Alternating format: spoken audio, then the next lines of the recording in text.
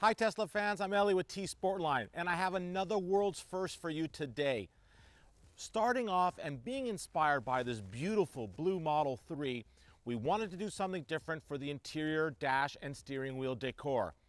This particular Model 3 came with your normal wood interior. Some Model 3s come with the new white interior dash. And as you already know, we have our matte carbon fiber overlay to go ahead and change the interior. And while we all love our matte carbon fiber interior, how about something different? So here's what we did.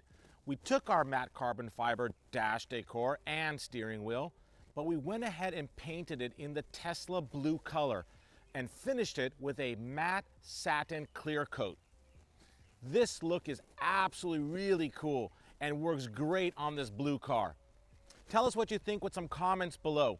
Thank you so much for watching.